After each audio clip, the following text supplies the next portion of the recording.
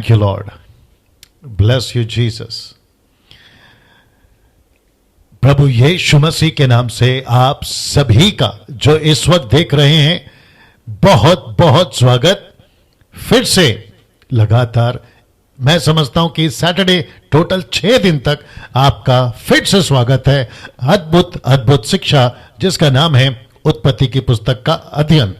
दोस्तों यकीन जानता हूं कि काफी या बहुत ज्यादा आप लोग जो हैं वचन से उत्साहित हो रहे हैं। परमेश्वर की शिक्षा जो आपको मिल रही है आप लोग उससे ब्लेस हो रहे हैं, मुझे इस बात का एहसास है जी। और मैं साथ ही साथ आपको यह भी यकीन दिलाता चलूं कि इसी तरीके से खरी शिक्षा के साथ हम आपके बीच में लगातार आते रहेंगे जब तक हम इस पृथ्वी पर जिंदा हैं। चलिए दोस्तों जल्दी से कुछ चीजें कर लेते हैं जो आपके बीच में मैं रखना चाहता हूं। मैं समझता हूं कि सब कुछ मेरी तरफ से सेट हो चुका है।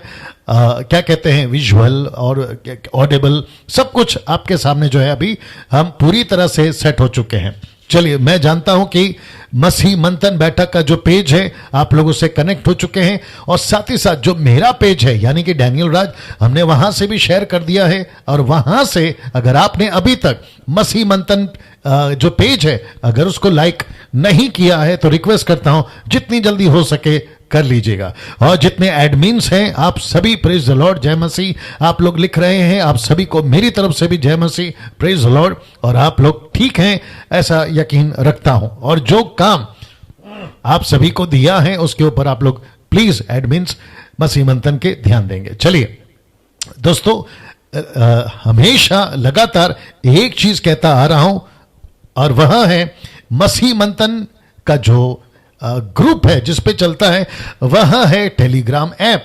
उसको आपको डाउनलोड करना है और कैसे करना है इन सब की चीज की जानकारी आपको इन नंबरों पर दी जाएगी। तो इन नंबरों पे कॉल करना है और साथ ही साथ आपको कहना है कि आपको ग्रुप में ज्वाइन भी करें। तो ये शुरू के 3 नंबर और ये 2 नंबर टोटल हो गए 5 नंबर। इसकी स्क्रीनशॉट आप लोग ले लीजिएगा जी। और साथ ही साथ इसकी स्क्रीनशॉट मैं कुछ सेकंड रख दिया हूं, ठीक है ना। तो ऐसे आपको टोटल 5 नंबरों पे आपको कॉल करना है सुबह 10 से रात को 9 बजे ही तक। उसके बाद कॉल नहीं करना है, एक मैसेज ड्रॉप कर दें अगर ये कॉल नहीं उठाते हैं तो। चलिए साथ ही साथ जितने भी पास्टर्स हैं आप जहां कहीं से, जिस किसी भी कंट्री से, जिस किसी भी डिनोमिनेशन से, बशर्ते कल्ट ग्रुप से नहीं होना चाहिए।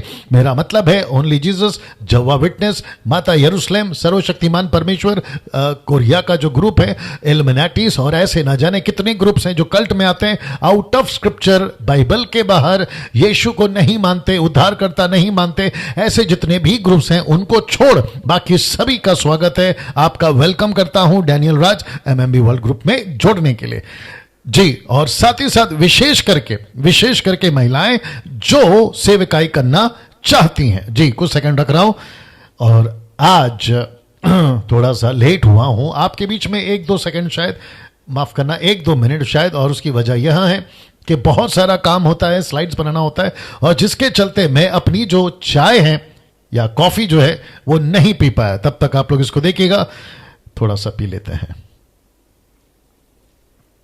जी। चलिए साथ ही साथ जिन भाई बहनों के पास कलीसिया नहीं है, मसीह मंथन बैठक उन सभी का ऑनलाइन चर्च में स्वागत करता है। और कितनी भाषाओं में है और कितनी भाषाएं ऐड हो गई हैं वो सब आपके बीच में अभी रखूंगा। तो रिपीट करते हैं कि जिन भाई बहनों के पास कलीसिया नहीं है, ऐसा हो सकता है कि लॉकडाउन के दरमियान आपको एहसास हुआ कि पास्टर डैनियल जो शिक्षाएं हमने सुनी वो चाहे क्या कहते हैं टंग्स हो, वो चाहे खरी शिक्षाएं हो, वो चाहे सबत का विषय हो, बहुत सारी इवन दशमांश, ऐसी सभी चीजों में आपने पता लगाया है कि कहीं ना कहीं गड़बड़ है। वो चर्चेस में जहां पहले जाते थे अब आपने उसको छोड़ दिया है। और मैं वापस कहता हूं आपको सही गमले में बैठना जरूरी है अगर आपको विशाल पेड़ बनना है।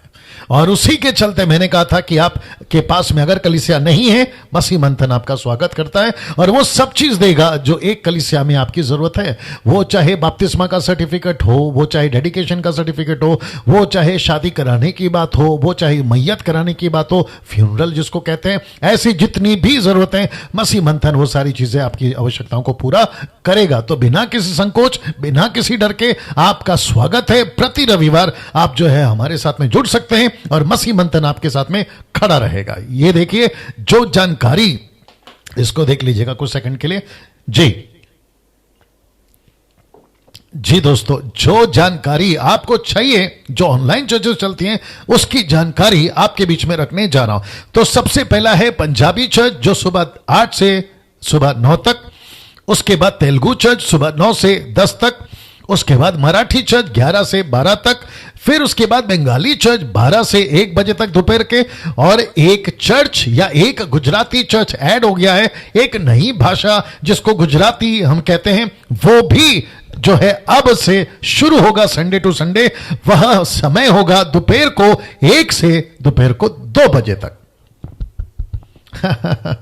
आप सभी जितने भी गुजराती हैं, आप जो गुजराती भाषा जानते हैं, और याद रखिए, चलो पहला बता देता हूं फिर बात करता हूं। फिर है Tamil church 3 PM to 4 PM, यानी कि दोपहर के 3 से 4 बजे तक। इंग्लिश चर्च 4 से 5 शाम के। उसके बाद कन्नाडा चर्च 6 से 7 बजे तक। और यह रहा नेपाली चर्च जो 7 से 8 कर दिया है। तो जितने भी नेपाली भाषा वाले हैं, आप सभी के लिए अच्छी खबर है, आपका जो चर्च है अभी वो चलेगा, वह चलेगा आपका 7 से 8 बजे तक।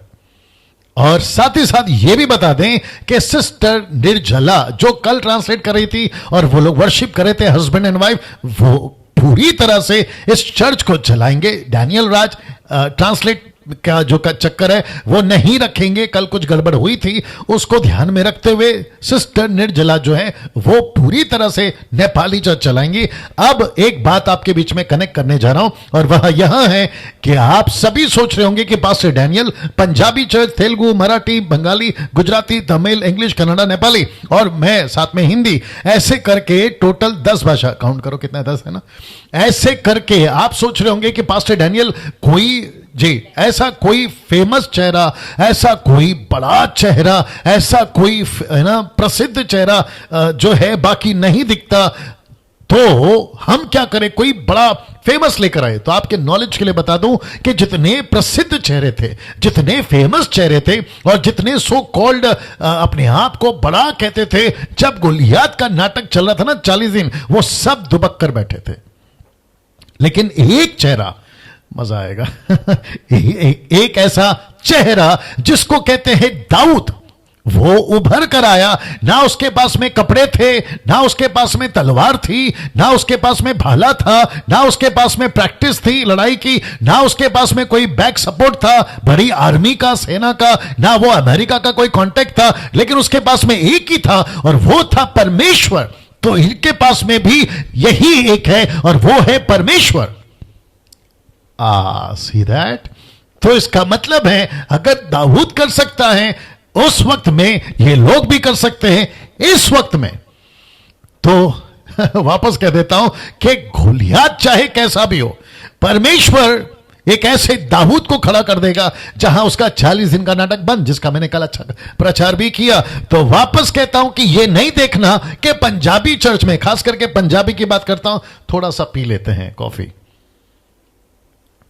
जी, मुझे एक ऐसी कंप्लेंट आई थी, किसी ने कहा था, समीक्षा जी आप जानती हैं, आप अभी देख रही हैं मुझे और आप जानती हैं, ठीक है ना, आपकी सहमति जता देना समीक्षा। ओके, मुझसे कहा गया था कि जो पंजाबी पास्टर हैं या ब्रदर हैं वो पगड़ी पहन के प्रचार करते हैं। कोई दिक्कत नहीं है, कोई दिक्कत नहीं है। आप पगड़ी पहन के पास्टर हैं, आप पगड़ी पहन के एवांजलिस्ट हैं, आप पगड़ी पहनकर प्रॉफिट हैं, आप जो भी हैं, परमेश्वर ने आपको चुना है। एक ऐसी कौम, एक ऐसी जाति जिसको कहते हैं पंजाबी, पंजाब, वहां के लिए परमेश्वर ने आपको चुना है। और बाइबल का वचन कहता है, कहां लिखा है, मत्ती 28:19, क्या लिखा है, सब जातियों में जाओ, सब जातियों में। इंग्लिश में लिखा है टू ऑल नेशंस।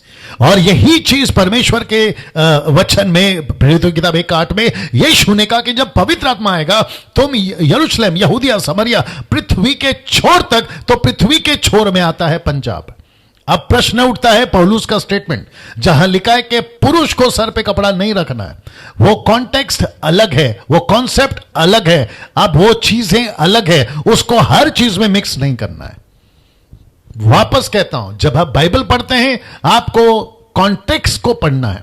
पौलुस ने किस बात के लिए कहा, किस विषय के लिए कहा, कौन से दर्जे के लिए कहा और किस हिसाब से कहा, अब उसको उठाकर तो फिर प्रश्न उठता है, अगर ऐसी बात है कि प्रार्थना नहीं कर सकता, भविष्यवाणी जो कि प्रचार को दर्शाता है, फिर जितने पुरुष मोटरसाइकिल चलाते हैं, जो हेलमेट पहनते हैं ऐसे टाइम पे, तो परमेश्वर का जो दास है पौलुस, उसने उस हिसाब से नहीं लिखा ना। आप रात को चादर ओढ़ के सोते हो और सोते सोते प्रार्थना करते हो कभी कभी, तो हटा लेंगे आप? नहीं ना। जो मराठी हैं, अन्ना हजारे, हाँ, वो टोपी पहनते हैं, मराठी लोग टोपी पहनते हैं व्हाइट वाला, तो उसका क्या करें, टोपी हटवा दें? Come on. और राजस्थानी पगड़ी पहनते हैं, तो क्या उनका पगड़ी हटा दें? बीच में मैं गया था राजस्थान और मुझे सम्मान के रूप में पगड़ी पहनाया, मैंने उसी में प्रचार किया, कम से कम 2 लाख लोगों ने देखा उसको। मैं समझता हूं कि 1 साल पुराना वीडियो है वो।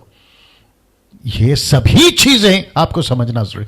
मैं वापस कहता हूं, किसी एक वचन को उठा के डॉक्ट्रिन नहीं बनती, ये बात को समझना होगा। इसलिए मैं कह रहा हूं ये सब अपने अपने क्षेत्र में दाऊद है, इन सब को नहीं देखना, इनके साथ जो परमेश्वर है ना उनको देखना। चलिए, मैं समझता हूं ज्यादा लंबा प्रचार हो जाएगा।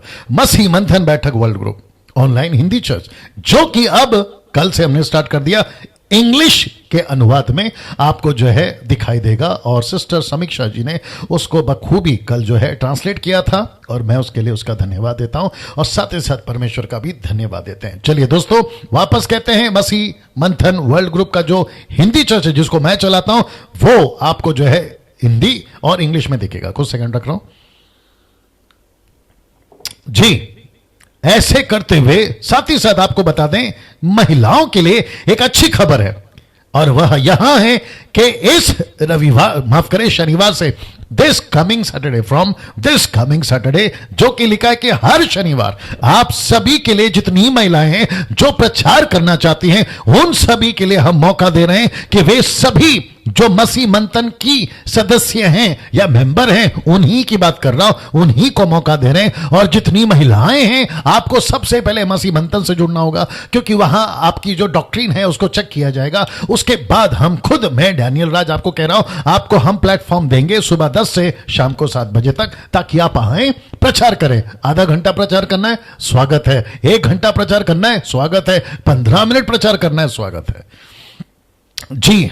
प्रचार के लिए मौका मिलेगा, और आपको उसके लिए इस बहन को संपर्क करना है जिसका नाम है नीता सोलोमन, जो कि उनका नंबर आपको यहां पे ठीक दिख रहा है। ओके, यहां पे ठीक स्क्रीन पे आपको दिख रहा होगा, इसकी स्क्रीनशॉट ले लीजिएगा। और इनको आप लोग में से काफी लोग जानते भी हैं, क्योंकि ये एडमिन है और आपको काफी लोगों को उन्होंने ऐड भी किया, तो जो नहीं जानते वो सभी इनको जो है कॉल कर सकते हैं। अगर आपको परमेश्वर के वचन को प्रचार करना है, वो सभी महिला, देश विदेश जहां से भी आप हैं, आपको हम मौका देंगे प्रभु का प्रचार करने के लिए। वापस कहता हूं, डंके की चोट पे प्रचार करिए, परमेश्वर के वचन को सिखाइए। मत्ती 28 का 19 और 20, यीशु ने कहा, teach them what I have commanded. Teach them, तो आपको भी कहा है टीच देम, ठीक है ना। पौलुस जिस बात को कह रहा है वो विषय अलग है, वो विषय अलग है। चलिए वापस आते हैं और इस बहन को संपर्क करिएगा। अब बहुत इंपॉर्टेंट चीज बोलने जा रहा हूं, वो यहां है कि इस नंबर पर आप मुझे कॉल कर सकते हैं दोपहर 2 बजे से शाम 6 बजे तक। लेकिन एक नम्र विनती है, और वो विनती यह है कि प्रार्थना निवेदन ना दें जी। आपसे रिक्वेस्ट है, देखो कौन है, प्रार्थना निवेदन नहीं देना है। बात करो जी। प्रार्थना निवेदन नहीं देना है, नम्र विनती है। मैं आपको बताता हूं क्यों। दरअसल बल्कि प्रार्थना विश्वासियों ने खुद करनी चाहिए। मैं आपको रिक्वेस्ट करता हूं कि आपने प्रार्थना खुद करनी चाहिए। आपको अगर कॉल करना है, केवल बाइबल से संबंधित प्रश्न ही पूछना है, अपनी समस्या नहीं। ब्रैकेट में देख लीजिए, अपनी समस्या नहीं जी।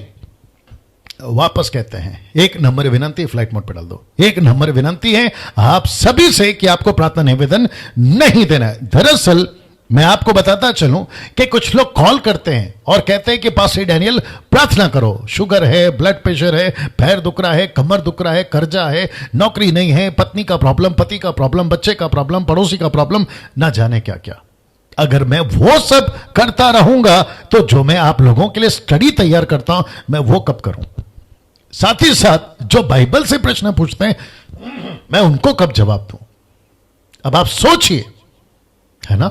तो रिक्वेस्ट है, प्रार्थना निवेदन नहीं देना है। ओके, इसको मैं बताते आ रहा हूं। साथ ही साथ YouTube चैनल को सब्सक्राइब कर लीजिएगा, आइकन बेल दबा लीजिएगा। जो लोग YouTube चैनल से मुझे देखते हैं और जो अभी देख रहे हैं, आप पहले सदस्य हैं, फर्स्ट टाइम, आपको मैं कहना चाहूंगा सर, आप लोग जो है चैनल को सब्सक्राइब करें और मेरे चैनल को रिकमेंड करें देखने के लिए, और कैजुअली नहीं, बिल्कुल, है ना, कन्विंस करने के हिसाब से। मकसद आप जानते हैं, जो कि मैं बताते आ रहा हूं। अब बात करते हैं ताइथ की, दशमांश की। अभी आप अपने पास ही रखें आपका जो दशमांश ताइथ या जो भी है ना, मैंने बहुत सारी वीडियो बनाई है कि दशमांश का कॉन्सेप्ट क्या है, और अगर देना है तो 10 ही क्यों, 11, 12, 15, 20 देना है, लेकिन कहां देना है वो भी बताया था। और उसी के चलते जितने मसीह मंथन के मेंबर्स हैं या फिर ऑनलाइन चर्च के सदस्य हैं, वो चाहे 10 भाषाओं में से जहां कहीं से भी है, पंजाबी, गुजराती, तमिल, तेलुगु और क्या कहते हैं, कन्नड़ा, बंगाली, इंग्लिश, हिंदी, नेपाली, आप जहां से भी हैं, आपका ताइथ, दशमांश, पैसा, ऑफरिंग आपको अपने पास ही रखें, नंबर 1। नंबर 2, या किसी गरीब को मदद करें या फिर किसी गरीब को मदद करें। ऐसे गरीब जिसको आप जानते हैं, आपके आसपास में रहते हैं, उनको आप मदद करें। तीसरा, या किसी सच्चे पास्टर को मदद करें, सेवक, सच्चे पास्टर को जो सच्ची सेविकाएं करता है। आप नहीं जानते, मुझे पूछिए, एडमिन्स को पूछिए, या हमारे जो पास्टर्स जो ग्रुप हैं उनमें से आप पूछ सकते हैं, कोई दिक्कत नहीं है, आप उनसे। और ये रहा आखिरी, या कोई जरूरतमंद मसीह परिवार, जो आपके आसपास में मसीह परिवार है, बेचारा तकलीफ में, लॉकडाउन चल रहा है, उसके मुसीबतें हैं, तो ऐसों को भी जो है आप लोग जो है मदद कर सकते हैं। अगर आप नहीं जानते, आप हमें कॉल करें, हम आपको बताएंगे ऐसों की भी मदद कैसे करना है। अब ये रहा एक और स्लाइड जो ऐड हुआ है आपके लिए फर्स्ट टाइम जी, इतने दिनों में लिखा है, जो मेरे अगेंस्ट, ओके, क्या है स्पेलिंग, जल्दी लाओ, जल्दी बताओ, एक सेकेंड, AGAINST, अभी ठीक है, लेकिन ओके, अगेंस्ट, ये ठीक है, अच्छा उधर नहीं दिख रहा, एक सेकेंड, ठीक है, ओके। अगेंस्ट में भी गड़बड़ है, जब अगेंस्ट करोगे तो गड़बड़ ही है ना सर। लिखा है कि जो मेरे अगेंस्ट में वीडियो, ब्रैकेट में वीडियोस बनाते हैं, उनको कोई भी रिप्लाई नहीं देगा। आओ, क्या हो गया, अभी तक नहीं आया? आया था ना यहाँ पे, ओके, पहले नहीं आया था क्या? ओके, अच्छा, यहाँ पे नहीं दिख रहा है, मेरे को लगा देखो यहाँ पे नहीं दिख रहा है। चलिए, दिखना शुरू हो गया। वापस आते हैं, जो मेरे अगेंस्ट में वीडियो बनाते हैं उनको कोई रिप्लाई नहीं देगा। उनके वीडियो से कौन अपना और कौन नहीं, इसका पता चल जाता है। आपको समझा देता हूं, फिर बात करते हैं, ठीक है ना। जितने भी मेरे अगेंस्ट में, मुझे नहीं पता क्यों मेरे से प्यार नहीं करते या पसंद नहीं करते, मेरे को नहीं मालूम कौन सी स्पिरिट उनके अंदर काम कर रही है, क्योंकि मैं तो केवल वचन बांट रहा हूं, परमेश्वर का वचन का प्रचार कर रहा हूं, और वो भी सही कॉन्टेक्स्ट में प्रचार कर रहा हूं। मुझे नहीं पता इन लोगों को तकलीफ क्या है मुझसे, ठीक है ना। एनीवे, कोई बात नहीं, ऐसे लोग यीशु के टाइम पे भी थे, मेरे टाइम पे भी हैं, और न जाने जब तक मसीह नहीं आता तब तक रहेंगे। तो ऐसे लोगों को मसीह मंथन में से किसी को भी जवाब नहीं देना है, उनको नहीं देना।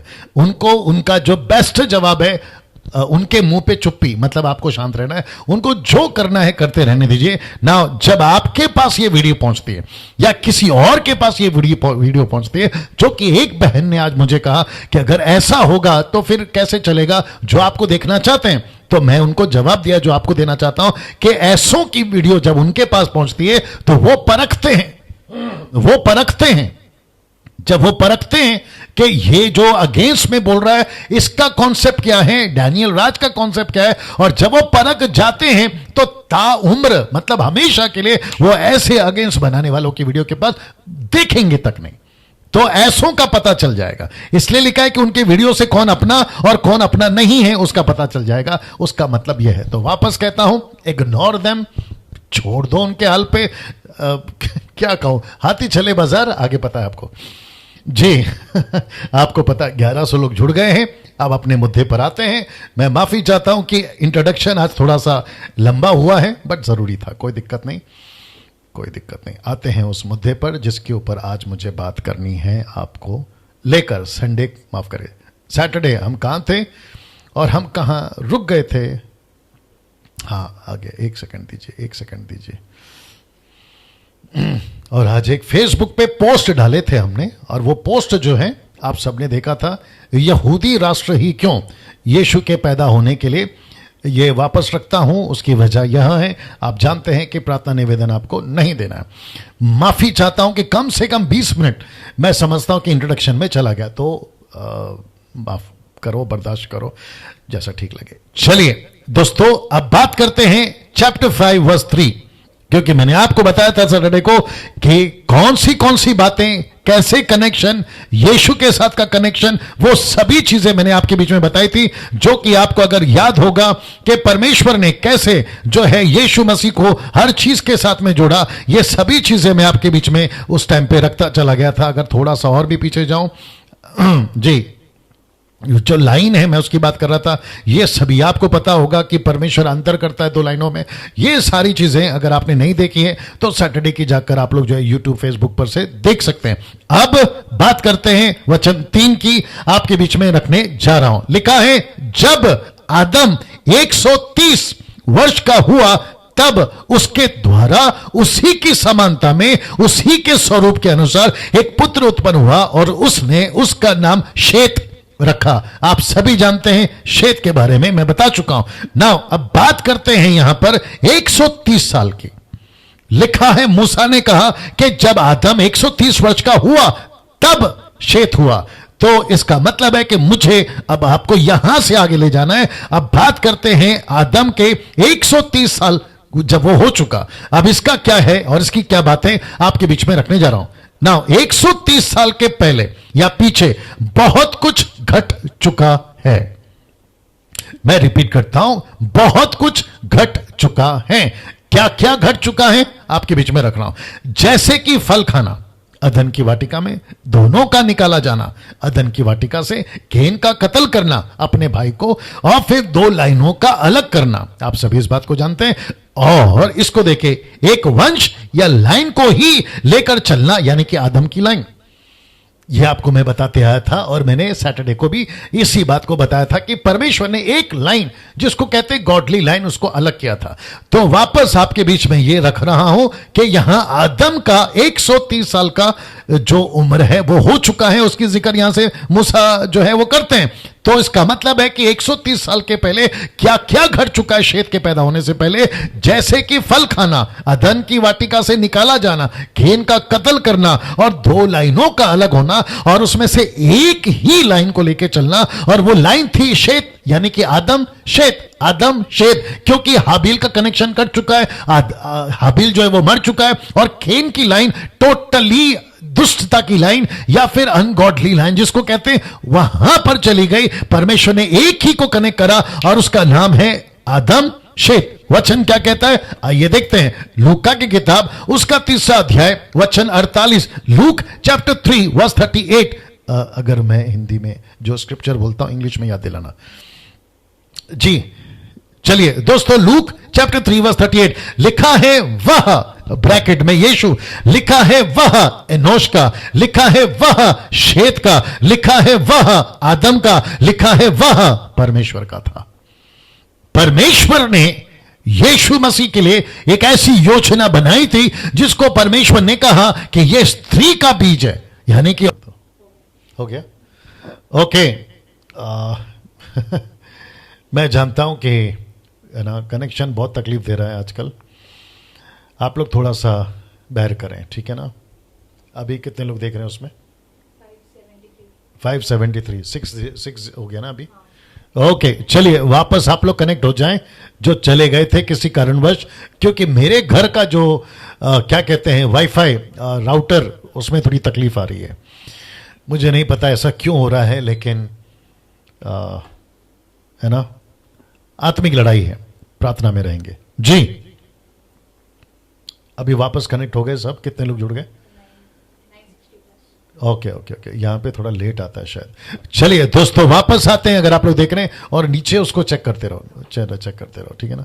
चलिए दोस्तों वापस आते हैं, वह एनोश का, शेत का, आदम का, परमेश्वर का। तो इसका मतलब है, एक काम करो, नीता जी को कॉल लगाओ, या एक काम करो, मैं चाहता हूं कि आप लोग ठीक से सुने, है ना, इसकी वजह से मेरी दिलचस्पी है, नहीं तो समीक्षा है शायद लाइन पे, वो देख रही थी, मेरे को दिखाई दिया। उसको पूछो सब ठीक दिख रहा है क्या, यहीं पे बात कर लो जी। दोस्तों बस एक सेकंड दीजिएगा।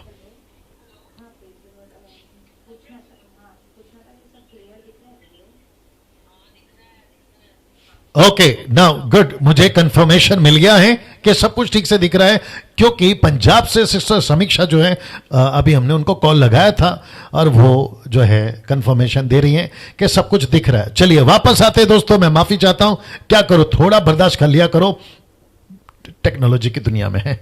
तो फिर से कहता हूं कि परमेश्वर ने ऐसा लिखा कि क्यों परमेश्वर ने इसी लाइन को चुना, तो इसका मतलब है कि यीशु को पैदा कराने के लिए, यीशु को पृथ्वी पे लाने के लिए परमेश्वर ने आदम को ही क्यों चुना, यह कॉन्सेप्ट है। और इसी पर आज आपके बीच में मैंने एक पोस्ट डाला था कि यहूदी राष्ट्र ही क्यों, यहूदी राष्ट्र। आपका वाईफाई चेक करो अपना, उसको देख के यूट्यूब से चेक कर लेना। चलिए दोस्तों वापस आते हैं कि यहूदी राष्ट्र ही क्यों। इससे लिखा है कि परमेश्वर को एक राष्ट्र चाहिए था, और वह है यहूदी, ब्रैकेट में इजराइल का राष्ट्र, यहूदी। परमेश्वर को एक ऐसी कौम चाहिए थी जिसको कहते हैं जूइश, यहूदी, और जिसको लेकर परमेश्वर चला। कम से कम 4000 साल का आंकड़ा भी रखें तो भी गलत नहीं है, क्योंकि आदम से ही सेलेक्ट कर लिया था, आदम के कौम को ही, लाइन को ही सेलेक्ट कर लिया था। इसलिए मैं बार बार आदम को कनेक्ट कर रहा हूं, ठीक है ना। तो वापस आते हैं कि परमेश्वर को एक राष्ट्र चाहिए था, एक नेशन चाहिए था, एक ऐसा नेशन जिसकी लाइनें पवित्रता की हो, जिसकी लाइनें धार्मिकता की हो, जिसकी लाइनें राजाओं की हो, जिसकी लाइनों में लेवी हो, याजक हो, नबी हो, प्रॉफिट्स हो। और उसी के चलते परमेश्वर ने जिसको चुना था। अब इसको वाईफाई कर दीजिए, आप अपना डोंगल से कनेक्ट कर लीजिए। हम शिफ्ट कर रहे हैं। अच्छा, शिफ्ट करने में कट होता है क्या? हाँ, अगर कट होता है, हम शिफ्ट कर रहे हैं, अभी वाईफाई आ चुका है इसलिए हम शिफ्ट कर रहे हैं। कनेक्ट हो गया, कनेक्ट हो गया। चलिए दोस्तों वापस से आप कनेक्ट हो गए, क्योंकि आपको क्लैरिटी अच्छी चाहिए, उसके चलते हम ऐसा कर रहे हैं। वापस आते अपने टॉपिक से नहीं जाएंगे, ठीक है ना। परमेश्वर को एक राष्ट्र चाहिए था, यहूदी राष्ट्र, जो कि ब्रैकेट में लिखा है इजराइल राष्ट्र। ऐसा क्यों? क्योंकि परमेश्वर जिस यीशु को, जिस मसीहा को पैदा करा रहा था मानव जाति के छुटकारे के लिए, तो परमेश्वर को एक राष्ट्र चाहिए था, और वो है यहूदी राष्ट्र। बैठ जाइए, वो है यहूदी राष्ट्र, और जिसके चलते परमेश्वर ने ये योजना बनाई। अब आप पूछोगे, बड़े ध्यान से सुनना, अब आप पूछोगे कि पास्टर डैनियल ऐसा क्यों? अगर हिंदुस्तान को बचाना है तो हिंदुस्तान के तरीके से बचाए, अगर अमेरिका को बचाना है तो अमेरिका के तरीके से बचाए, अगर यूरोप को बचाना है तो यूरोप के तरीका से बचाए, अफ्रीका को बचाना है तो उसके तरीका से बचाए, जिसका जिसका जो नेशन है उसके उसके हिसाब से परमेश्वर बचाए। ऐसा क्यों किया कि सिर्फ एक कौम को चुना, और वो है यहूदी, इजराइल को, और उसके द्वारा सारे मानव जाति को बचाना? तो ये उसकी मर्जी ये उसकी मर्जी, ये उसकी मर्जी, ये उसने प्लान किया है। मैं इस तरीके से काम करूंगा, और आप और हम होते कौन है ये पूछने वाले कि परमेश्वर ऐसा क्यों नहीं किया। वही तो मैं बता रहा था पहले दिन से कि हमारी औकात नहीं है उस सृष्टिकर्ता से प्रश्न पूछने की कि आपने ऐसा क्यों किया। आपकी मेरी औकात नहीं है। वाह आपके बीच में ये बात को रखना जरूरी था। तो परमेश्वर ने एक ऐसे राष्ट्र को चुना जिसको कहते हैं यहूदी राष्ट्र। यहूदी राष्ट्र। आप है मेरे साथ में? मेरे दिमाग में कुछ एग्जांपल्स आ रहे हैं, बाद में देखते हैं क्या करना है, ठीक है ना। यीशु मसीह को एक ऐसे राष्ट्र में, ठीक है सब, यीशु मसीह को एक ऐसे राष्ट्र में ले चलना था या लेकर जाना था, और वो राष्ट्र था यहूदी। जी दोस्तों, यहूदी, मैं चेक कर रहा हूं यहां पे, यहूदी। और जिसके चलते परमेश्वर ने वही किया कि एक ऐसे राष्ट्र को चुना जिसको कहते हैं यहूदी।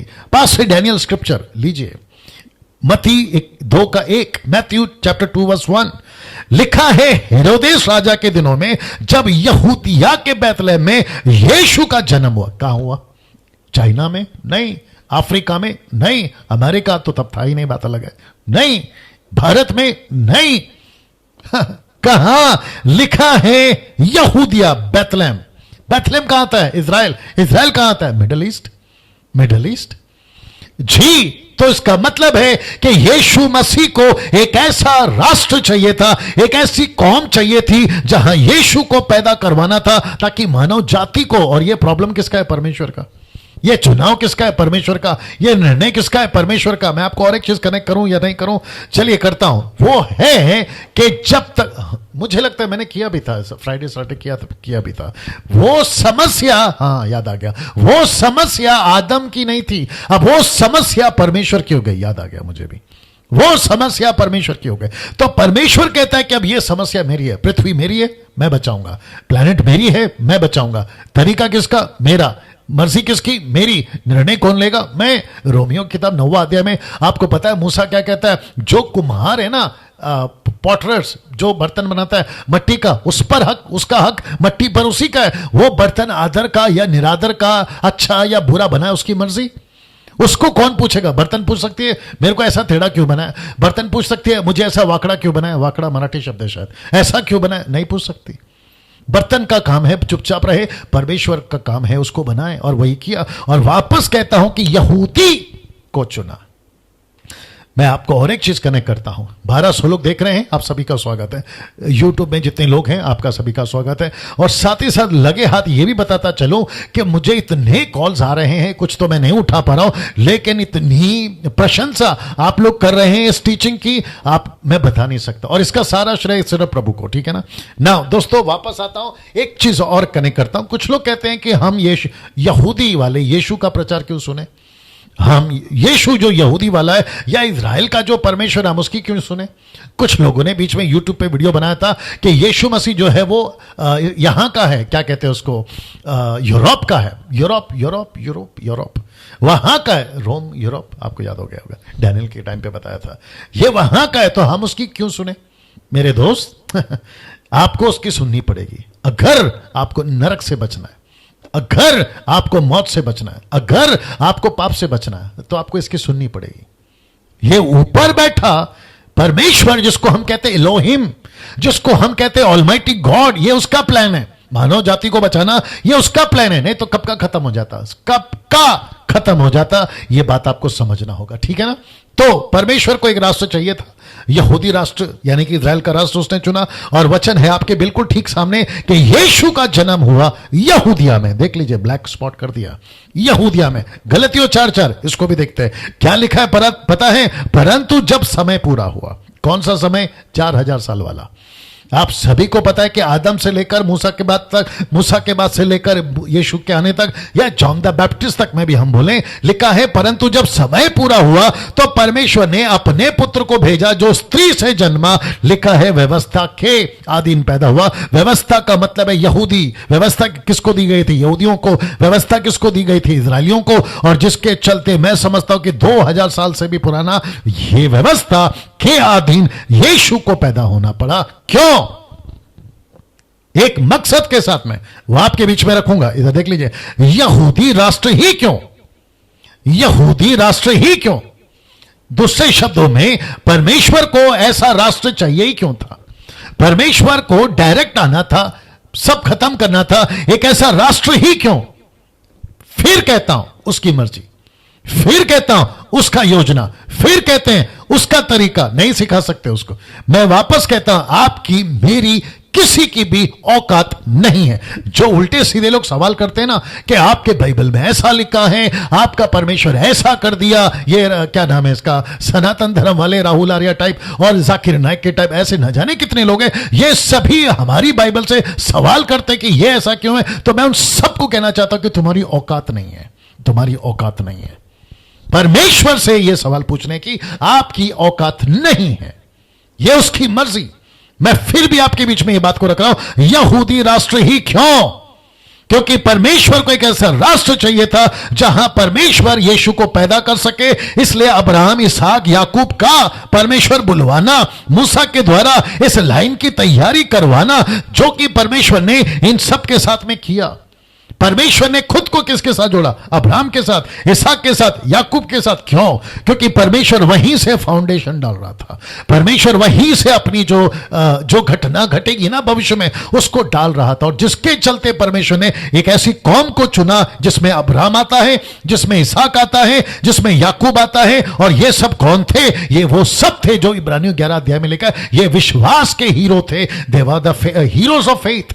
ये वो लोग थे। साथ ही साथ में मूसा की क्या बात करें, जिसके द्वारा परमेश्वर ने इस लाइन को तैयार करवाया कि है ना, अपनी प्रजा को पवित्र रखना, ताकि वो मूर्ति पूजक ना बन सके, उनको पवित्र रखना।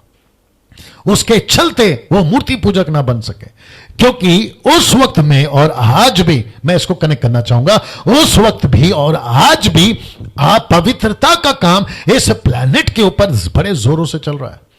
वो चाहे मूर्ति पूजा के क्षेत्र में हो, वो चाहे भ्रष्टाचार के क्षेत्र में हो, वो चाहे जादू टोना के क्षेत्र में हो, वो चाहे इल्यूमिनाटीज का जो कॉन्सेप्ट चल रहा है आजकल उसके क्षेत्र में हो। ऐसी बहुत सारी चीजें, पाप के क्षेत्र में, व्यभिचार के क्षेत्र में, नशा के क्षेत्र में, कत्ल के क्षेत्र में, वो सब कुछ चल रहा है। लेकिन परमेश्वर को एक ऐसा कौम चाहिए था जो पवित्र रख सके, मूर्ति पूजा से दूर।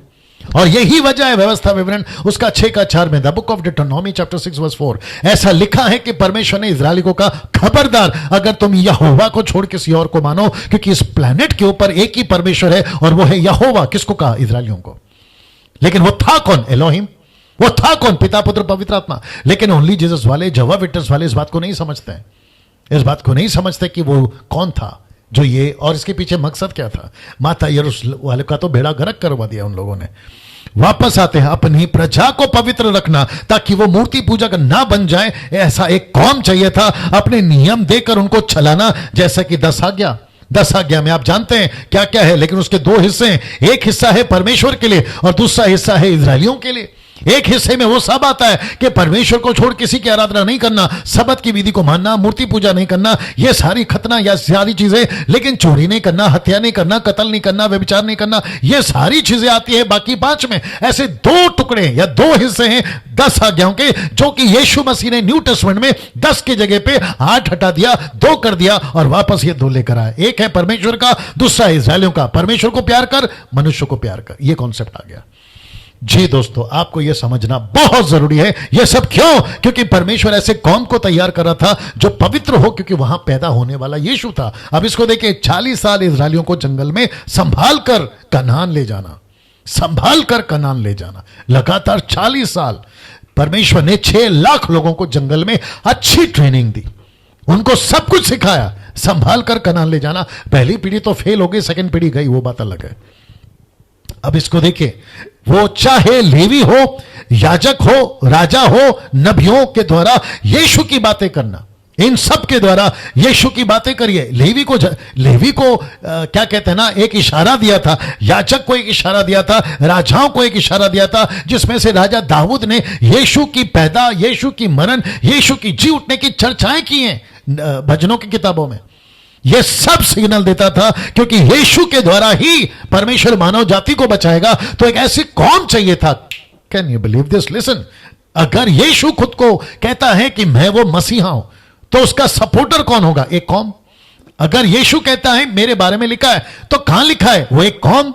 यीशु ने क्या कहा? मेरे बारे में भविष्यवाणी हुई है, मेरे बारे में कहा गया है, मेरे बारे में ऐसा बोला है, मेरे बारे में वैसा बोला है। उसके लिए चाहिए था कौम, और उसको चुना इजराइल को, यहूदी को। इसलिए तो यीशु मसीह कह सका ना, कोई तो है जो मेरा बैकअप है, कोई तो है जो मेरी गवाही दे रहा है, कोई तो है जो मेरा विटनेस है।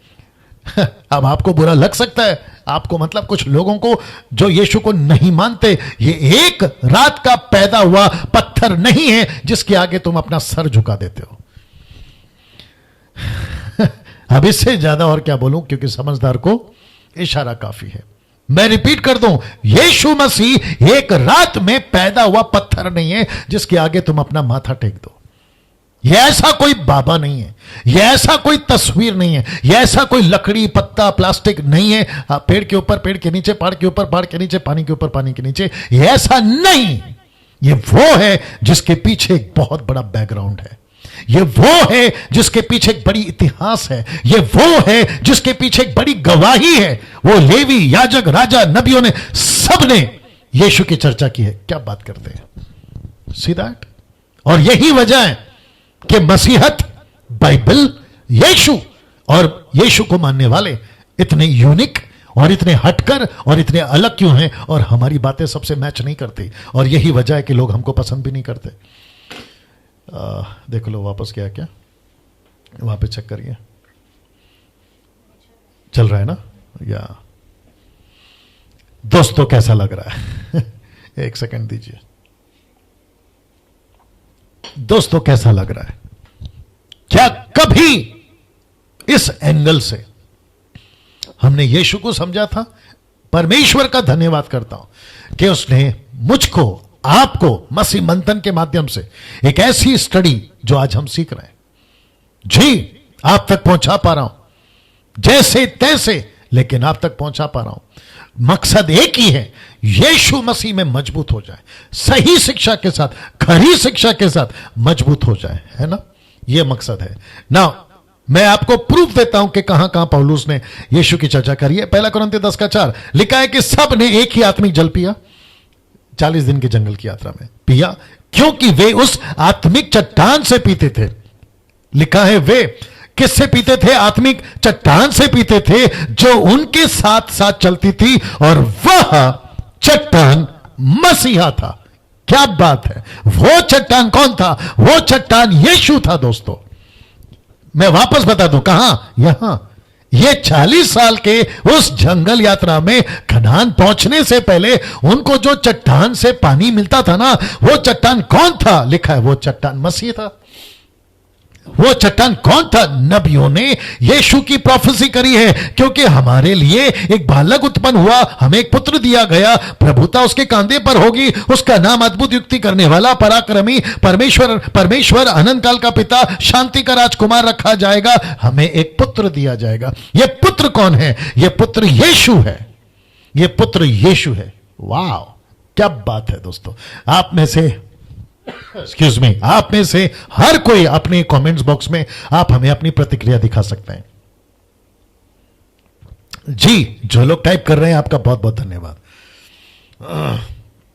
जी दोस्तों, वापस कहता हूं, अजीजों, परमेश्वर के लोगों, वापस कहता हूं, परमेश्वर ने इन सब के द्वारा यीशु की छवि, यीशु का आने का इशारा, यीशु के बारे में इन सब के द्वारा अपनी झलक दी है। लेवी, याजक, राजा, नबियों, इन सब के द्वारा यीशु की बातें करी, और उसमें से ये एक, और उसमें से ये एक, और अब ये रहा तीसरा।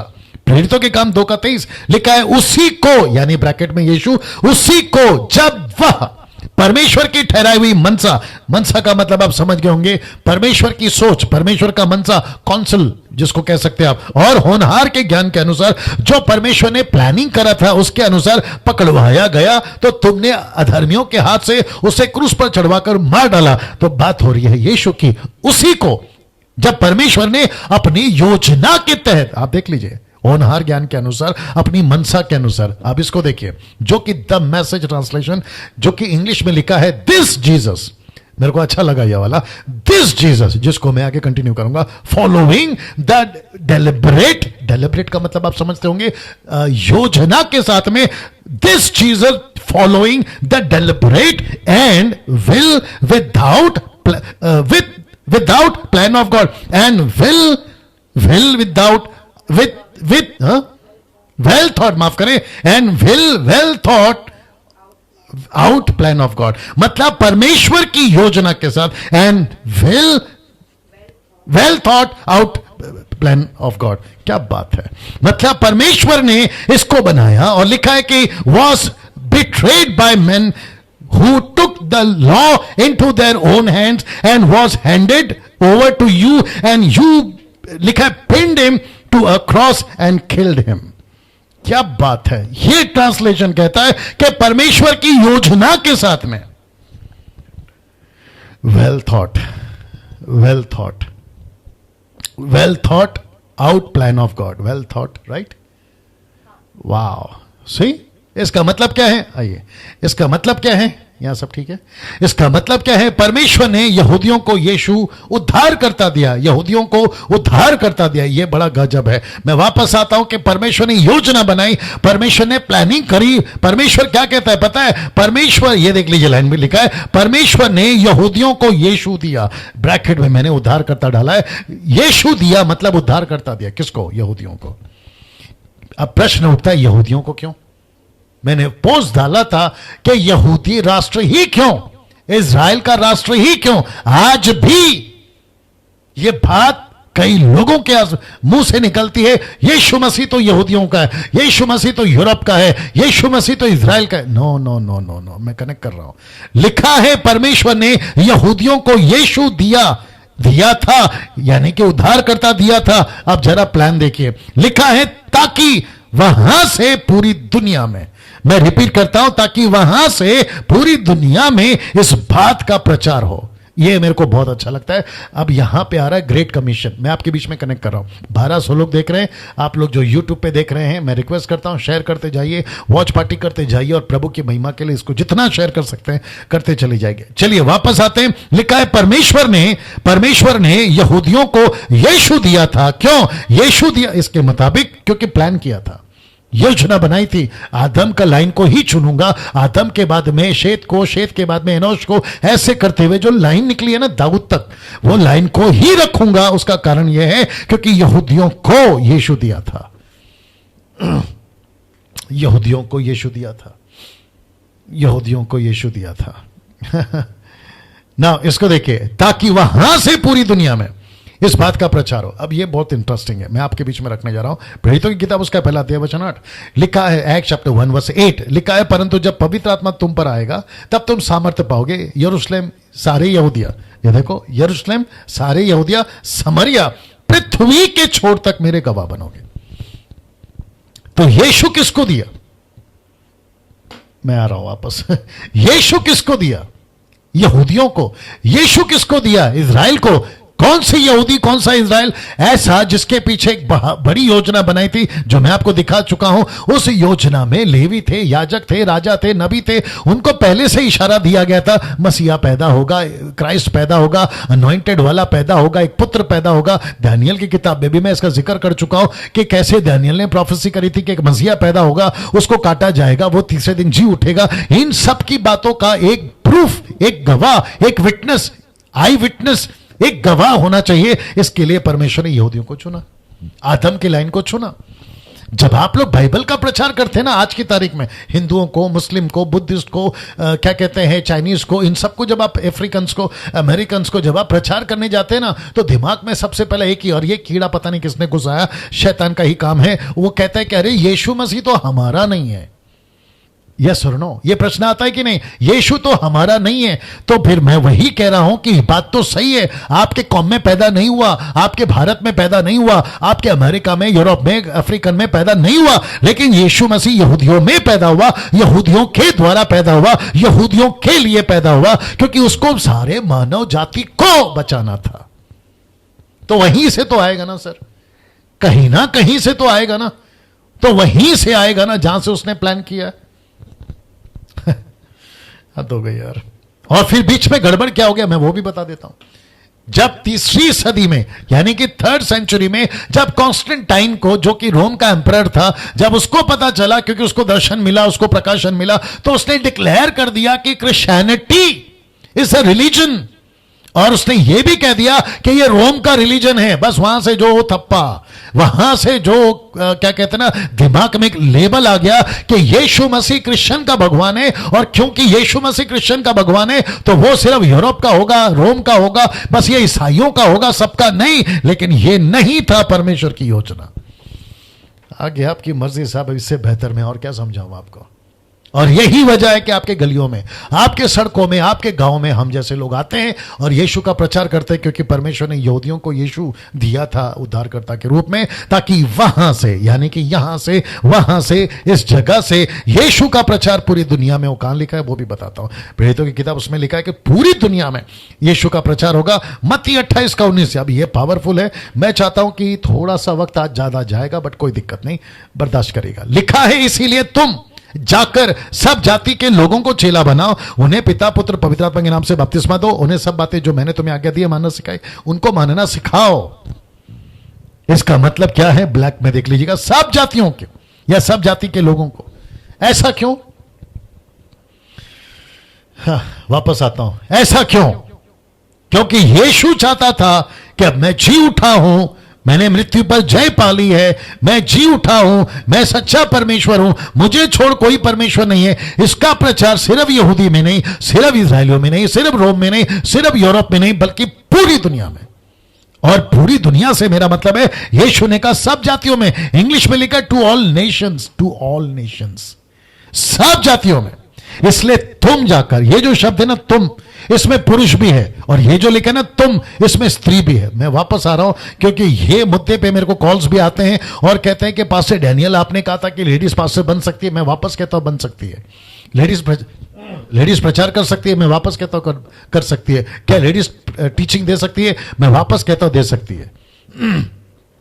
मैं वापस कहता हूं जी, मैं वापस कहता हूं। आपने कौन सी बाइबल कॉलेज करी मेरे को नहीं मालूम, आप कौन सी डिग्री लेकर बैठे हो मुझे नहीं मालूम, आप कहां का बैनर लेकर प्रचार कर रहे हो मुझे नहीं मालूम, लेकिन मेरे पास में एक ही डिग्री है, मेरे पास में एक ही बैनर है, मेरे पास में एक ही सर्टिफिकेट है, मैं एक ही कॉलेज से पढ़ता हूं, और वो कॉलेज का नाम, डिग्री का नाम, सर्टिफिकेट का नाम एक ही है, और वो है पवित्र आत्मा। लो बात कर लो अभी। पवित्र आत्मा। और इसलिए तो लिखा है पहला यूहन्ना 2:27 में, 1 जॉन चैप्टर 2:27 में लिखा है कि वो पवित्र आत्मा, वो अभिषेक, वो पवित्र आत्मा जो तुम्हारे अंदर है ना, वो तुमको सिखाएगा। बाहर से सीखने की जरूरत नहीं है। मैं बाइबल कॉलेज के खिलाफ नहीं हूं, लेकिन हटाओ यार, उसको कौन बात करेगा अभी। तो वापस आते हैं सब जातियों के लोगों को, तो पुरुष और स्त्री दोनों को जाना है। और क्या लिखा है? सिखाना है। देखो लिखा है सिखाओ। मैं भारत के बाहर जितनी भी महिलाएं, आपको इस वचन के वसीले से, with the help of this scripture, मैं आप सभी को कहना चाहता हूं, डंके की चोट पे सेवा करो। किसी के बाप से डरने की जरूरत नहीं है। मैं वापस कहता हूं, नहीं डरना। आपको जवाब इनको नहीं देना है, आपको जवाब यीशु को देना है। जब यीशु बोलेगा बेटी मैंने तुझे मत्ती 28:19 दिया था, तूने इसको फॉलो क्यों नहीं किया, तब आप बोलोगी नहीं नहीं प्रभु जी, मेरे पास्टर ने रोक दिया, मेरे प्रिंसिपल ने रोक दिया, बाइबल कॉलेज का प्रिंसिपल, मेरे अलाने ने रोक दिया, मेरे फलाने ने रोक दिया। मेरे को तो है ना परंपराओं से यह सिखाया गया है कि लेडीज जो है चर्च में चुपचाप बैठे, जबकि ये वही औरत है जो बच्चे को पैदा करती है और बड़ा करती है। ये वही औरत है जो उसको बुढ़े पर तक में भी साथ देती है, कभी बीवी बनकर, कभी बहन बनकर, कभी मां बनकर। आप मेरे बात को समझ रहे हैं जी? घर चला लेती है, तुमको वहां तकलीफ नहीं होती। आपके बच्चे को संभाल लेती है, तुमको वहां तकलीफ नहीं होती। आपका पूरा स्कूल संभाल लेती है, तुमको वहां तकलीफ नहीं होती। तुम्हारे ऑफिस को संभाल लेती है सेक्रेटरी बनकर, वहां तुमको तकलीफ नहीं होती। लेकिन जैसे ही तुम्हारी पुलपिट पे आके खड़ी हो जाती है तो तुमको यहां तकलीफ होती है। हद होती है यार। वो गधी थी जिसने बिलाम को अक्कल दी, वो मछली थी जिसने योना को पेट में रखा, और वो कबूतरी थी जो योना के बोट, नूहा के बोट में थी, जो वापस आई खबर लेकर। वापस आता हूं, ऐसा लिखा है सब जातियों में। अब इसको देखो, अब लिखा है ना दिस, मैंने इंग्लिश में बताया ना दिस जीसस, लिखा है अब ये यीशु यहूदियों का नहीं है। आज की बात कर रहा हूं। अब लिखा है ये यीशु यहूदियों का नहीं है, तो ये किसका है? और लिखा है ना किसी विशेष जाति का। अब लिखा है ये यीशु सबका है। मैं वापस कहता हूं, मैं जितनी जोर से इसको चिल्लाकर बोल सकूं उतनी जोर से चिल्लाकर बोलना चाहता हूं। ये यीशु यहूदियों का नहीं है, ये यीशु विशेष जाति का नहीं है, ये यीशु सबका है। ये हिंदू का है, ये मुस्लिम का है, ये सिख का है, ये ईसाई का है, ये बुद्धिस्ट का है, ये पारसी का है, ये जैन का है, आदिवासी का है, किसी भी दुनिया का कौम का आदमी क्यों ना हो, बशर्ते आदमी इंसान हो, यीशु सबका है। अब आप पूछोगे ऐसा क्यों? आपको रेफरेंस देता है पहले, गलती किताब उसका 3 अध्याय वचन 28, the book of Galatians chapter 3 verse 28 लिखा है, अब ना कोई यहूदी रहा ना यूनानी, ना कोई दास ना स्वतंत्र, ना कोई नर ना नारी, क्योंकि तुम सब मसीह यीशु मसीह में एक हो। कोई यहूदी का चक्कर नहीं। इसलिए ब्रैकेट में या ब्लैक स्पॉट में मैंने यहूदी लिखा है। यूनानी का मतलब है ग्रीक, ग्रीक का मतलब है ग्रीस, ग्रीस का मतलब है गलीलियन, गलीली का मतलब है रोम, रोम का मतलब है यूरोप।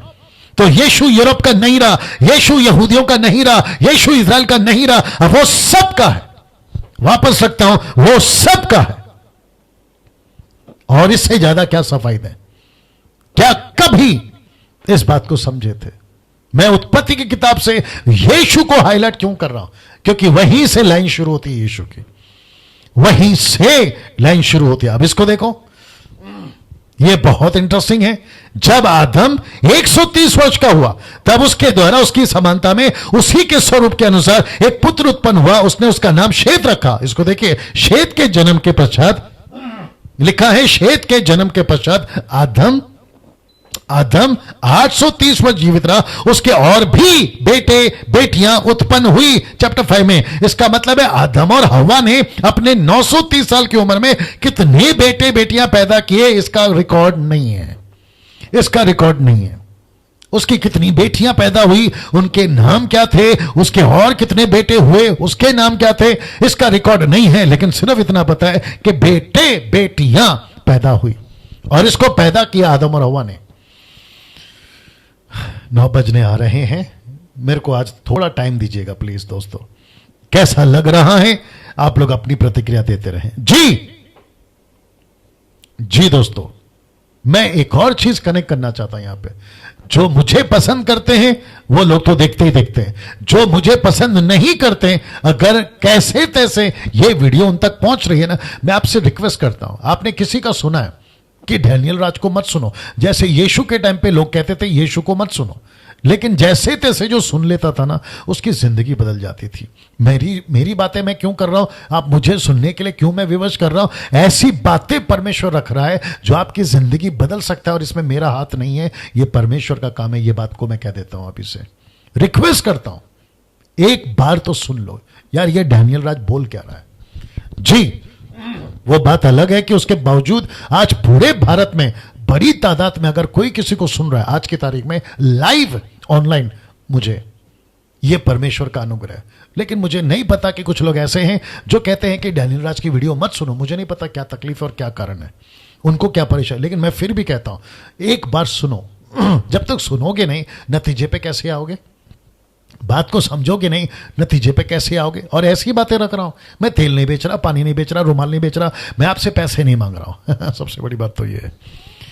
अब तो यार, तुम उसका सपोर्ट करते हो जो तुमसे पैसे मांगते हैं, तुम उसको तारीफ करते हो, उसको वाह वाह करते हो जो तुमसे तेल पानी रुमाल 200 रुपए में बेचते हैं। मेरे को लॉजिक नहीं समझ में आ रहा है।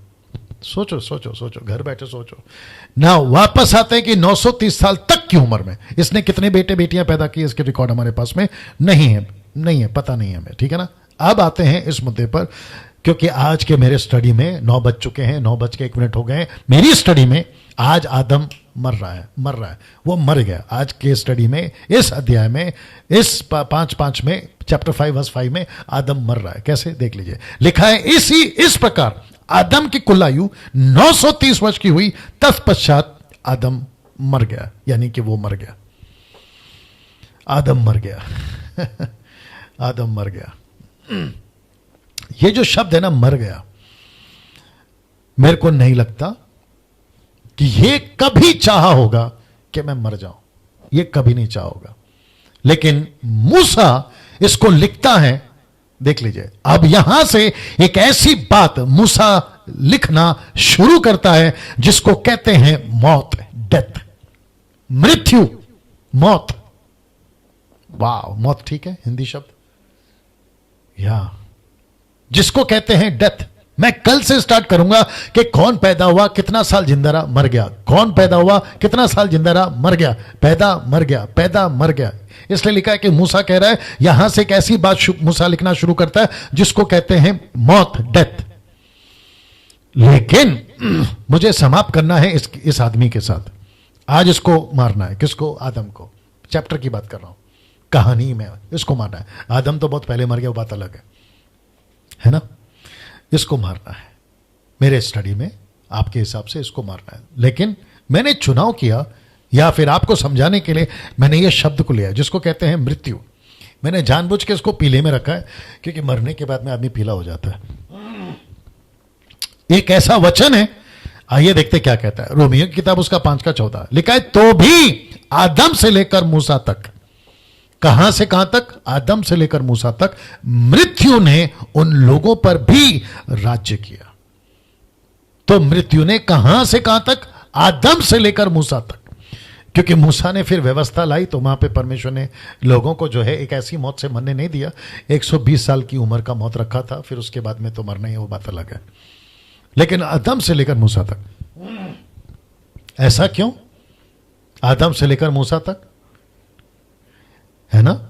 तो आदम को काउंट किया है, मूसा तक, और मूसा के बाद में व्यवस्था, फिर उसके बाद में अनुग्रह, फिर उसके बाद में एक ही पीरियड है और वो है न्याय का। लेकिन बात करते हैं आदम की, तो मृत्यु की। मृत्यु ने उन लोगों पर भी राज्य किया। परमेश्वर ने मृत्यु या मौत या डेथ मनुष्य के लिए नहीं रखा था, नहीं रखा था। मैं रिपीट कर दूं, परमेश्वर ने मृत्यु मनुष्य के लिए नहीं रखा था। परमेश्वर ने मनुष्य को अपनी संगति के लिए बनाया था, मृत्यु के लिए नहीं। बहुत पावरफुल स्टेटमेंट दे रहा हूं मैं। वापस कह दूं कि परमेश्वर ने मनुष्य को मृत्यु के लिए नहीं बनाया था, लेकिन एक ऐसा काम जो परमेश्वर ने खुद कहा था कि जिस दिन तू फल खाएगा आदम तू मर जाएगा, उसको मरने में 930 साल लग गए।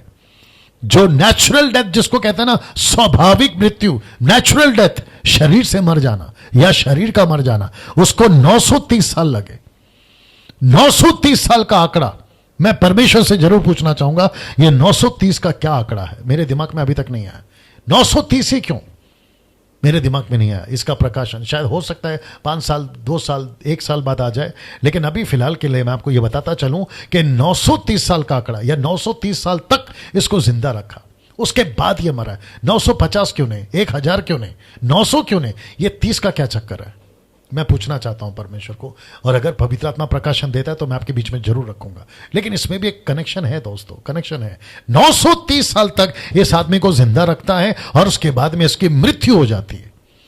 जब ये मर रहा था तो ये पूरा कितना बुढ़ा हुआ, क्या ये अंधा हो गया था, आंखों की रोशनी चली गई थी, जैसे कि बाकी सेवकों के बारे में रिकॉर्ड है कि वो धुंधला हो गया था, आंखें धुंधली हो गई थी, जैसे आइजक के बारे में लिखा है कि उसकी आंखें धुंधली हो गई थी, XYZ।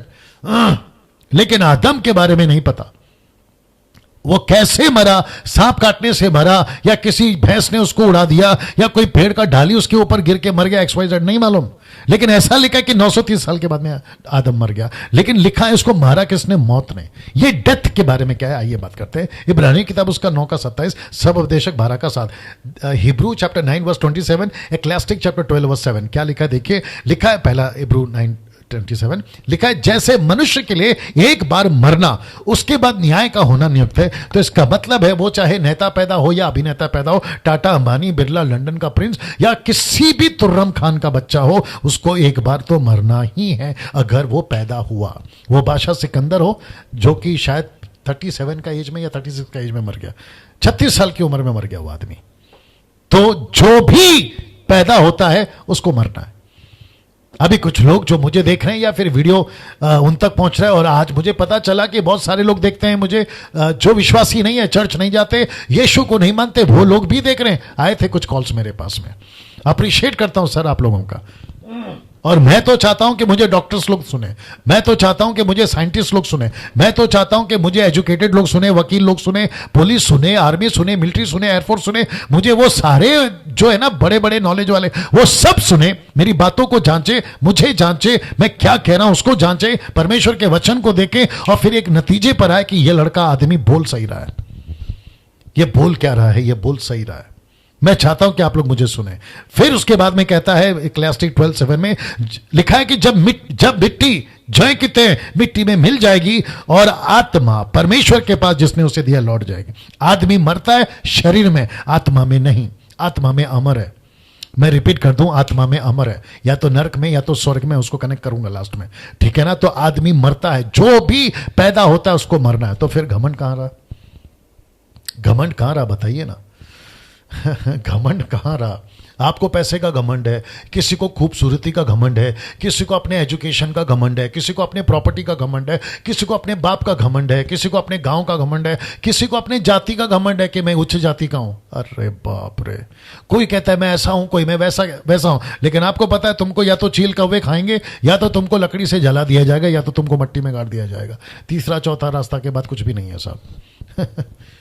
तो फिर तुम हो क्या चीज? या तो तुम तलवार से मरोगे, या तो इतनी सी गोली से मरोगे, या तो खुद मार लोगे सुसाइड करके। तुम क्या चीज हो यार? इंसान है क्या चीज? कुछ लोग कहते हैं मेरा मसल अच्छा है। एक साथ 6 मसल वाले एक ही गाड़ी के अंदर जा रहे थे, पंजाब की बात है या हरियाणा की बात है, एक साथ मर गए, एक साथ मर गए। बताइए, पूरी जिंदगी कसरत करी, कितने कंपटीशन जीते नहीं पता, कितने मेडल जीते नहीं पता, एक झटके में खत्म। कोई कहता है मैं पायलट हूं, प्लेन चला सकता हूं, 8-18 घंटा फ्लाइट प्लेन चला सकता हूं, मैं ऐसा पायलट हूं। पता चला ऊपर हवाई में खत्म हो गए। कोई कहता है मैं रॉकेट चला सकता हूं, खत्म हो गए। कोई कहता है मैं ट्रेन चला सकता हूं, खत्म हो गए। तुम क्या चीज हो? सोचिए। मैं जानता हूं टाइम हो रहा है, लेकिन बर्दाश्त करिए। तुम क्या चीज हो? तुम क्या चीज हो? तुम इंसान हो और एक दिन मरोगे। अब इसको देखो, पर मेरे पास आपके लिए एक अच्छी खबर है। वाह। वो अच्छी खबर क्या है डैनियल भाई? वो अच्छी खबर यह है कि कुलुसियों की किताब उसका 2:13 था, बुक ऑफ कोलिशियंस चैप्टर 2:13 लिखता है, उसने तुम्हें भी जो अपने अपराधों और अपने शरीर की खतना रहित दशा में मुर्दा थे उसके साथ जिलाया और हमारे सब अपराधों को माफ किया।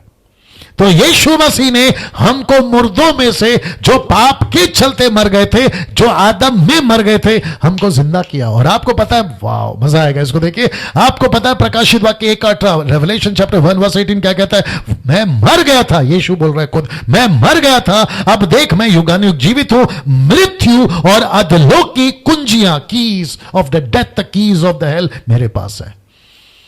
क्या बात है।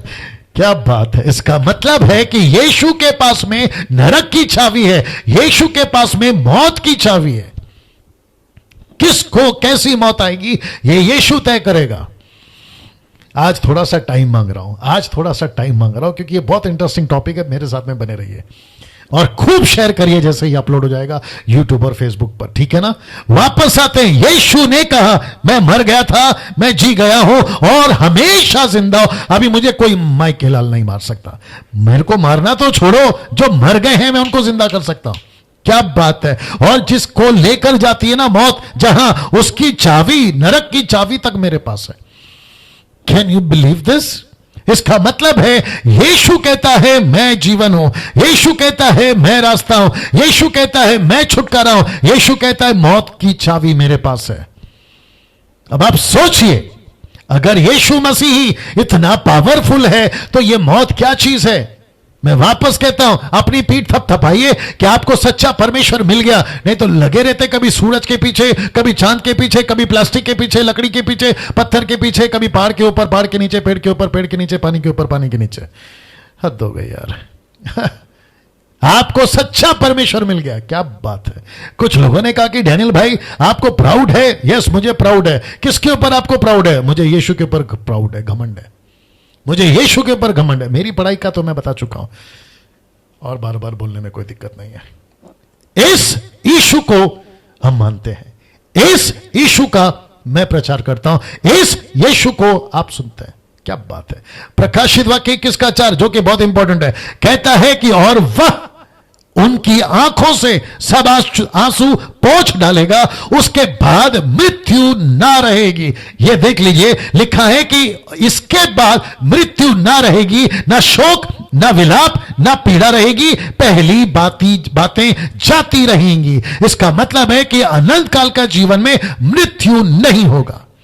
मैं रिपीट कर दूं, अनंत काल के जीवन में मृत्यु नहीं होगा, और जो नरक में जाएगा वहां भी मृत्यु नहीं होगा, क्योंकि आदमी यहां भी अनंत काल जिंदा रहेगा, नरक में भी अनंत काल जिंदा रहेगा। अब आपको चुनाव करना है कि तड़प तड़प के जीना है या सुकून से जीना है, इसलिए यीशु को अपनाना जरूरी है। क्या बात है, यीशु को अपनाना जरूरी है। दूसरा तिमोथी 1:10 क्या लिखता है देखिए, पर अब हमारे उद्धारकर्ता मसीह यीशु के प्रकट होने के द्वारा प्रकाश हुआ, जिसने मृत्यु का नाश किया, जिसने मृत्यु का नाश किया, जिसने मृत्यु का नाश किया और जीवन और अमरता को उस सुसमाचार के द्वारा प्रकाशमान कर दिया। जिसके पास यीशु है उसके पास में अमरता है, जिसके पास में यीशु है उसके पास में जीवन है, जिसके पास में यीशु है, सुसमाचार है, उसके लिए मृत्यु नाश हो गई है। मृत्यु नाश हो गई। क्या पास से डैनियल, हम कभी नहीं मरेंगे? जरूर मरेंगे, लेकिन आपको पता है मरते ही हमारे को एक ऐसा जीवन मिलेगा जिसकी मैं चर्चा कर चुका हूं, और वो है अनंत काल का जीवन। अब इसको देखिए, बहुत पावरफुल है, उसके बाद मैं समाप्त करूंगा जी। लिखा है, पृथ्वी का पहला मनुष्य मरा। पृथ्वी का पहला मनुष्य मरा, यानी कि आदम। किसके कारण? पाप के कारण। कारण ठीक है, पाप के कारण पृथ्वी का पहला मनुष्य मरा, पाप के कारण। लिखा है, स्वर्ग का पहला मनुष्य भी मरा। मनुष्य कहां का? स्वर्ग का। स्वर्ग का समझ गए, यीशु की बात हो रही है। पृथ्वी का पहला आदम, पहला मनुष्य कौन? आदम। स्वर्ग का पहला मनुष्य कौन? यीशु। लिखा है, पृथ्वी का पहला मनुष्य मरा पाप के कारण, स्वर्ग का पहला मनुष्य मरा पाप के कारण। आप देख रहे हैं सिमिलैरिटी? मैं रिपीट कर दूं कि पृथ्वी का पहला मनुष्य आदम मरा पाप के कारण, स्वर्ग का पहला मनुष्य यानी कि यीशु मरा, वो भी पाप के कारण। अब इसको देखिए, पृथ्वी के पहले मनुष्य की लाइन से नहीं छूटे तो उसका पाप मृत्यु पक्का लाएगा। मैं रिपीट कर दूं कि पृथ्वी के पहले मनुष्य की लाइन यानी कि आदम की लाइन से अगर नहीं छूटे तो उसका पाप मृत्यु पक्का लाएगा, क्योंकि पाप की मजदूरी तो मृत्यु है। रोमियो की किताब उसका 6:23 में फिर कहता है, अगर स्वर्ग के पहले मनुष्य से जुड़ गए, स्वर्ग के पहले मनुष्य से जुड़ गए तो उसका बलिदान मृत्यु से पक्का छुड़ाएगा, परंतु परमेश्वर का वरदान प्रभु यीशु मसीह में अनंत काल का जीवन है। यही वचन कहता है। क्या बात है दोस्तों, अजीजों, परमेश्वर के लोगों, कैसा लग रहा है? कैसा लग रहा है? सोचिए, वो मृत्यु जो आदम पर राज करी, वो मृत्यु जो उसके पीढ़ियों पर राज करी, वो मृत्यु जो मूसा तक राज करी उसके बाद भी, लेकिन बीच में व्यवस्था ने संभाला था। लेकिन अब तो गजब है, अब तो गजब है। अब तो ऐसा है कि यीशु कहता है कि जो मेरे पास में है, मैं कहता हूं उसको जीवन दूंगा, क्योंकि मृत्यु की चाबी यीशु के पास में है। कैसा लग रहा है इसको देख लीजिए, और मैं यहां पे अभी समाप्त करने वाला हूं। आज 9:15 बज गए और आप लोग बिल्कुल 1200 लोग टकाटक या टकटकी लगाकर देख रहे हैं। आपको अप्रिशिएट करता हूं। क्या बात है दोस्तों। यहां से कल इसके आगे का वचन यानी कि वचन 6 आपके बीच में रखूंगा। आदम मर चुका है, आज आदम की कहानी समाप्त हो गई है। आज 19वां दिन चल रहा है, कल 20वां दिन है। उसके बावजूद भी आपको देख लीजिए 5वां अध्याय समाप्त नहीं कर पा रहा हूं, लेकिन आपको यह जरूर बताऊंगा कि बाकी के 30 दिन बचे हुए, इसमें मैं पूरा 50 अध्याय कंप्लीट करूंगा, यह तो पक्का है। चलिए, आपको कैसा लगा मुझे बताइएगा कल कॉल कर, और साथ ही साथ इसको खूब शेयर करिएगा, क्योंकि ऐसी सच्चाई, ऐसी सत्य की बातें परमेश्वर आपको मसीह मंथन के पेज से मुहैया करवा रहा है, उसका खूब फायदा उठाइए। प्रभु आपको आशीष दे। कल ठीक 8 बजे फिर मुलाकात होगी। याद रखो, चैनल को सब्सक्राइब करिए, आइकन बेल दबाइए, मसीह मंथन के पेज को लाइक करिए, मसीह मंथन के साथ में जुड़िए, क्योंकि यह मसीह मंथन मसीह के देह में बड़ा बड़ा इंपैक्ट, प्रभाव डालने जा रहा है। प्रभु आपको आशीष दे।